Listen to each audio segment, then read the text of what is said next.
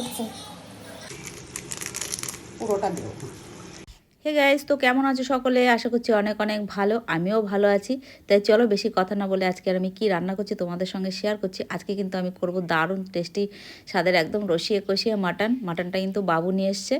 তা পুরো রেসিপিটা দেখার অনুরোধ রইল। আশা করছি তোমাদের অনেক ভালো লাগবে। যারা ফেসবুক থেকে দেখছো পেজটিকে ফলো করে পাশে থেকো, আর যারা ইউটিউব থেকে দেখছো তারা চ্যানেলটিকে সাবস্ক্রাইব করে পাশে থাকো এরকম নিত্য নতুন ভালো ভালো ভিডিও পাওয়ার জন্য।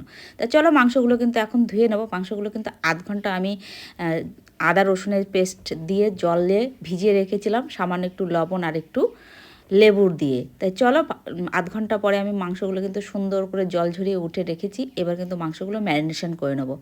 যত ভালো ম্যারিনেশন আর যত ভালো কষানো ততই কিন্তু মাংসতে টেস্ট হবে। মাংস দিয়েছি, প্রথমে দিয়ে দিয়েছি কিন্তু লবণ, স্বাদ মতন লবণ আর হলুদের গুঁড়ো। তারপরে দিয়ে দেবো ধনের গুঁড়ো, জিরের গুঁড়ো, লঙ্কার গুঁড়ো। সব কিছু দিয়ে কিন্তু সুন্দর করে আমি মাংসটাকে ম্যারিনেশন করে নেবো। দিয়ে দেবো আদা রসুনের পেস্ট।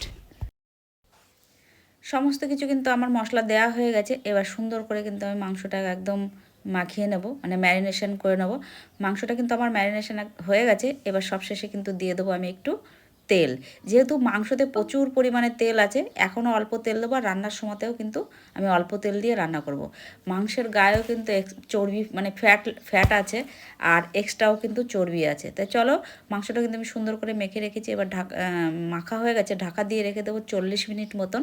ততক্ষণ কিন্তু আমি আলু কেটে রেখেছিলাম, লবণ হলুদ মাখিয়ে রেখেছিলাম। আলুটা কিন্তু আমি লাল লাল করে ভেজে নেব। আলুটা কিন্তু আমার একদম ভাজা কমপ্লিট হয়ে গেছে, দেখতে পাচ্ছ একদম লাল লাল করে ভেজে নিয়েছি। এবার সমস্ত আলুগুলো কিন্তু নামিয়ে নেব।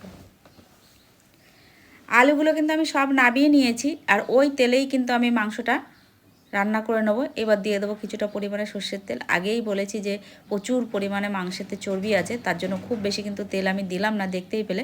দিয়ে দিয়েছি ফোড়নের জিরেটা বেশ একটু ভাজা মতন হয়ে এলে, গন্ধ বেরোলে দিয়ে দেবো কুচিয়ে রাখা পেঁয়াজগুলো কিন্তু সুন্দর করে আমি লাল লাল করে ভাজা করে নেবো। খেয়াল করে দেখেছো কিনা জানি না, আমি যখন মাংস ম্যারিনেশন করে রেখেছি তখন কিন্তু আমি পেঁয়াজ দিইনি। জাস্ট পেঁয়াজটা কিন্তু এখন লাল লাল করে ভেজে এখন কিন্তু আমি মাংসটা দিয়ে নেব।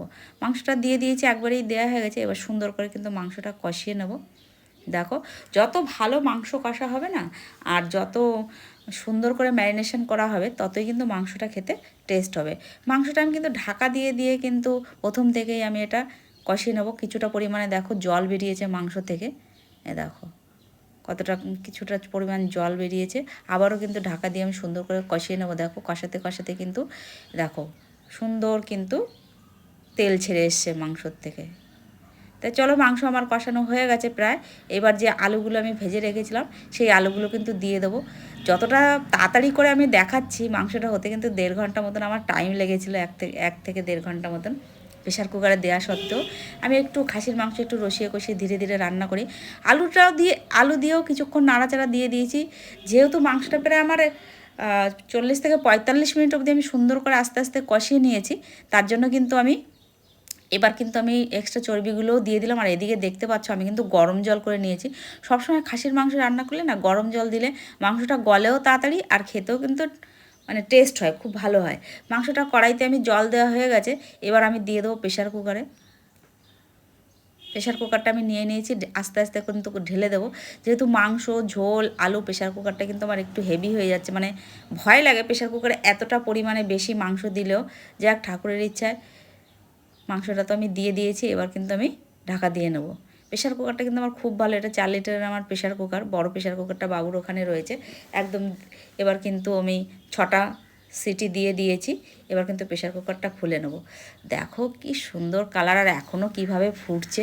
যেহেতু আমি আলুগুলো আর বেশিক্ষণ যদি আমি কষাই বা নাড়াচাড়া দিই, গরম মশলা দিই, আলুগুলো কিন্তু একদম ঘেটে যাবে। আলুগুলো একদম তুলোর মতন নরম হয়ে গেছে। সমস্ত আলুগুলো কিন্তু আমি তুলে নিয়েছি, আর সঙ্গে যে এক্সট্রা চর্বিগুলো আমি দিয়েছিলাম ওগুলোও তুলে নিয়েছি। তারপরে কিন্তু আমি আরেকটা সিটি দিয়ে নিয়েছি। এবার কিন্তু আমি অ্যাড করে দেবো গরম মশলা। দেখো এর মধ্যে কিন্তু আলু একটাও নেই, আমি সব তুলে আগের থেকেই রেখে দিয়েছি। পরে আমি এটা মিক্স করে নেবো, না মিক্স করলেও কোনো ব্যাপার না। দিয়ে দিলাম গরম মশলা। এবার নাড়াচাড়া দেবো। নাড়াচাড়া দিয়ে আরেকটা সিটি দিয়ে, আরেকটা সিটি দিলেও না দিলেও হবে, ঢাকা দিয়ে রেখে দিয়ে পরিবেশন করলেই ব্যাস। একদম ফাইনাল লুকটা তোমাদের দেখাচ্ছি। দেখো কি সুন্দর হয়েছে না, কালারটা একদম দারুণ।